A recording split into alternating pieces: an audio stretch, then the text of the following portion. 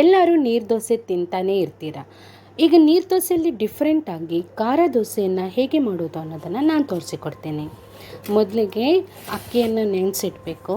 ಅದಾದ ನಂತರ ಒಂದು 4ರಿಂದ 5 ಒಣಮೆಣಸಿನಕಾಯಿ, ಹಾಗೆಯೇ ಸ್ವಲ್ಪ ಜೀರಿಗೆ, ಒಂದು ಸ್ವಲ್ಪ ಹುಳಿ,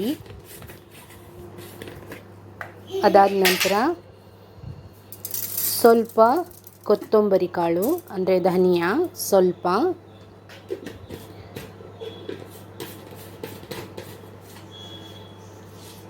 ಹಾಗೆಯೇ ತುರಿದಿರುವಂತಹ ತೆಂಗಿನಕಾಯಿ ತುರಿ. ಇದೆಲ್ಲವನ್ನು ಮಿಕ್ಸಿ ಜಾರಿಗೆ ಹಾಕ್ಕೊಳ್ಬೇಕು.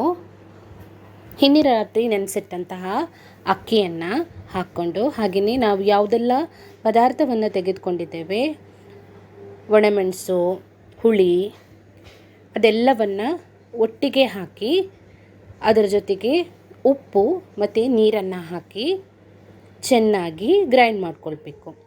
ಇದು ನೋಡಲಿಕ್ಕೆ ಸೇಮ್ ನೀರು ದೋಸೆ ಥರನೇ. ಯಾವಾಗಲೂ ನೀರು ದೋಸೆ ತಿಂದು ಬೇಜಾರು ಅಂತ ಹೇಳಿ ಅಂದ್ಕೊಳ್ಳುವವರು ಈ ರೀತಿಯಾಗಿ ಸ್ವಲ್ಪ ಡಿಫ್ರೆಂಟಾಗಿ ಮಾಡಿದರೆ ಸ್ವಲ್ಪ ತಿನ್ನೋರಿಗೂ ಕೂಡ ಡಿಫ್ರೆಂಟ್ ಅಂತ ಹೇಳಿ ಅನಿಸುತ್ತೆ. ಈಗ ಕಾಯಿ ತುರಿ ಎಲ್ಲವನ್ನು ಹಾಕಿ ಚೆನ್ನಾಗಿ ಗ್ರೈಂಡ್ ಮಾಡ್ಕೊಳ್ಬೇಕು. ನೀರು ದೋಸೆ ಹದಕ್ಕೇ ಇದನ್ನು ಕಡಿಬೇಕು. ನೋಡಿ ಯಾವ ರೀತಿ ದೋಸೆ ಬರುತ್ತೆ ಅಂತ ಹೇಳಿ. ಸೇಮ್ ನೀರು ದೋಸೆ ಹೇಗೆ ನಾವು ಕಾವಲಿ ಮೇಲೆ ಹಾಕ್ತೇವೆ ಅದೇ ರೀತಿ ನೀರಾಗಿಯೇ ದೋಸೆ ಬ್ಯಾಟರನ್ನು ರೆಡಿ ಮಾಡಿಕೊಂಡು ಈ ರೀತಿ ಕಾವಲಿ ಮೇಲೆ ಹಾಕಬೇಕು.